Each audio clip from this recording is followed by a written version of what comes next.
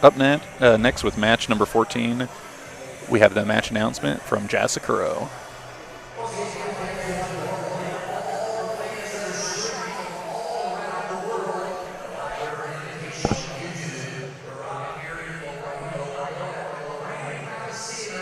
We are rocking right now, ladies and gentlemen. We've moved to match 14, scheduled for 9 minutes at 195 pounds. Making his way to the red corner, representing 10th Planet Phoenix, fighting out of Phoenix, Arizona, introducing Erik Anderson.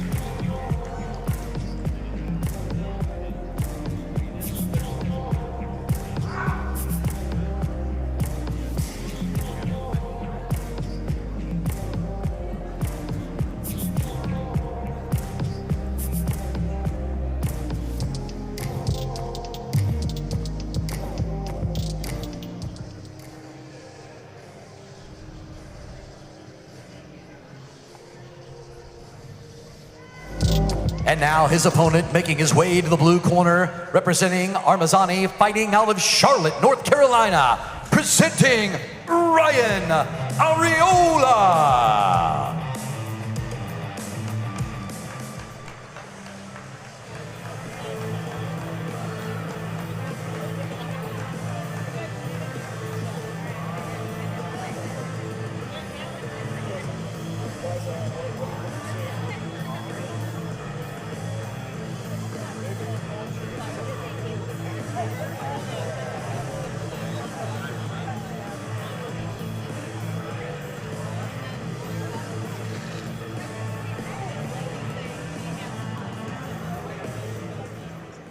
Interesting clash of styles here. Ryan Arreola has a pretty wrestling-heavy game, well-rounded. He's been in the sport for a while.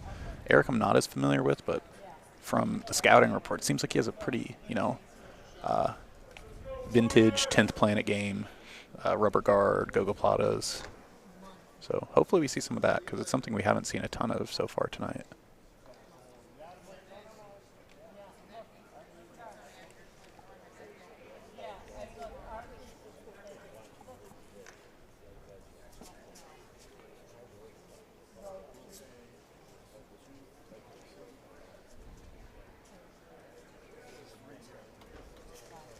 I'm watching Ryan. He's doing a good job not letting that collar tie settle. So he knows now it's left. Yeah, he's looking to clear it right away when he sees Erik's right arm come in. Being the smaller grappler out of the two in the wrestling, what do you think Ryan should be doing right now? It depends what he likes to do. I think keeping him off the head is a really valuable skill, and maybe you can connect that to some kind of attack that he has. Use a post, something. Looks like he was going for an overhook there. Yeah, he's looking for the overhook, so that tells you he's comfortable there. But Erik doesn't look like he wants to clinch up with him at this point. Honestly, if I were Erik, I would probably want to be hanging off on being the taller and heavier grappler. I feel like that would be maybe in his favor, but I don't know, maybe he feels less comfortable in the wrestling. Yeah, overhook again.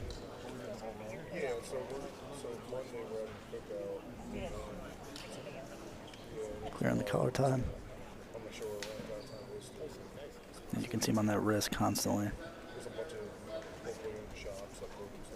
And there's the pull.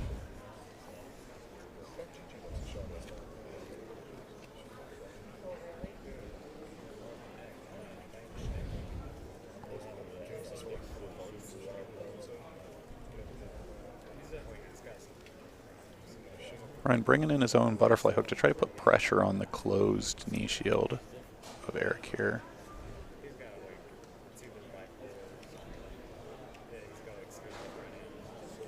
One thing I really like that Ryan's doing here is fighting to keep his head position. He's never letting Erik get inside control. He always keeps the head like posted on his chin or inside of his cheek. It makes it really difficult for Erik to get underneath and potentially look for leg entanglements or find space to get to a closed guard.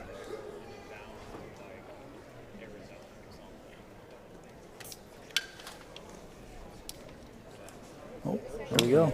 Rubber guard time. The judges favor Omoplata. red. I mean, even just that, you know, that arm bar potentially there. Oh, thought we almost had a mirror lock there for a second.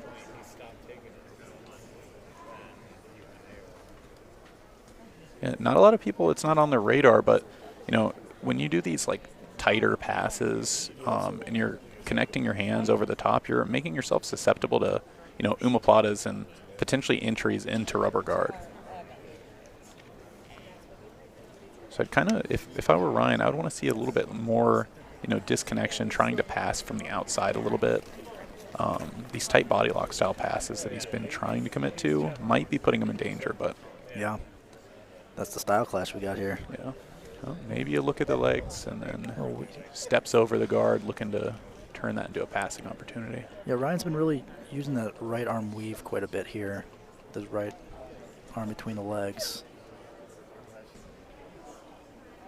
See if we see some more loose style passing now that he's on his feet. Nope, comes back down. I'd really want to see that there for him because Erik seems to be, you know, willing to give the, you know, supine guard playing from his back, and that gives a big advantage to a more mobile passer. Yep.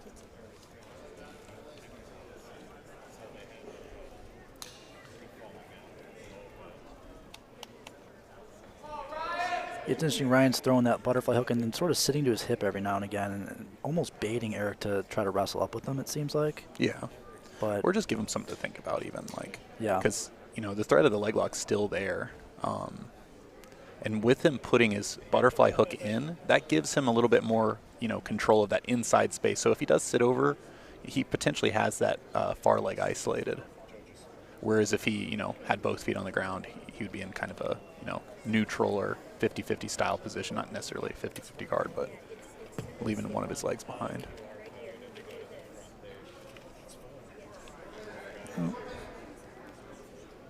I keep hearing Max Hansen's voice coaching. I feel like he's just like coaching anybody that asks at this point.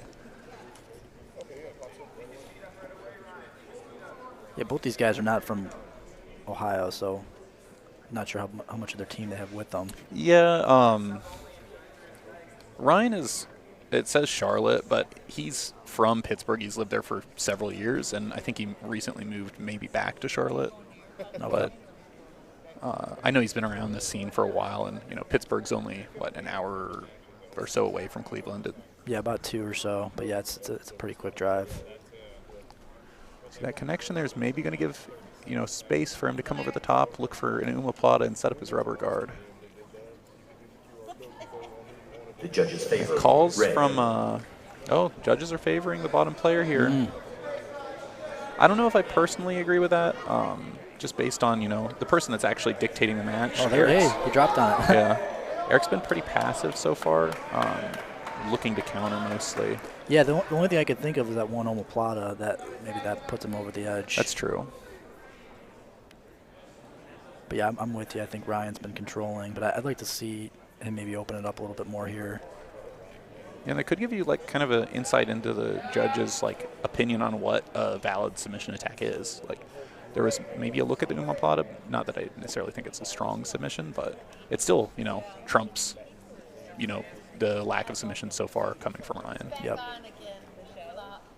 For the weekend, it's a holiday, but it's supposed to be coming back.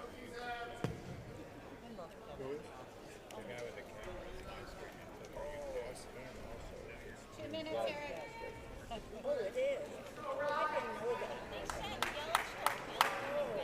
So I'm wondering if we'll see Ryan drop on another leg lock like he did a little bit ago.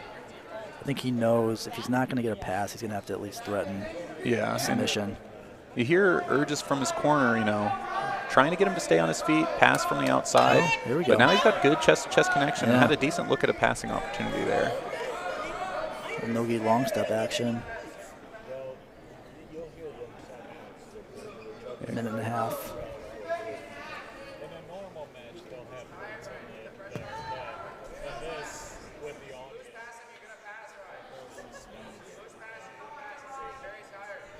Corner's calling for the loose passing. And I have to agree with him. Erik started the match off playing from his back, not wanting to contend for a seated guard, and that kind of signals me the person's going to wait there. And if you're passing to the outside, you have a lot more opportunities to get around your opponent. And right here, really deep pass. Yeah. Like a deep half situation, but he's got the arm. Good looking attack here, Can, potentially locking the triangle. That's big. Biggest moment of the match so far. Switches off to a conventional triangle. The arm is kind of off the center. That looks good. That looks on to me. He's got still 35 seconds to work. The thing I don't like to see is the knee being below the head, because that means there's going to be a little bit of space, but he's climbed back up, pulling the head down. Really deep attack here. But the more Ryan's knee drops down, the more space on that side there's going to be for oh, and he gets the tap with that head pull. Very nice. Did what he had to do there at the end.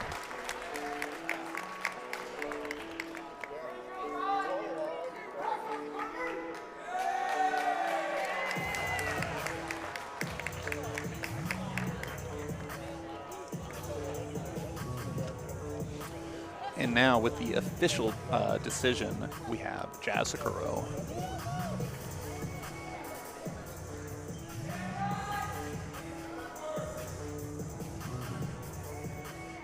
Ladies and gentlemen, just 16 seconds left in the match. Your winner by submission, Ryan Arreola.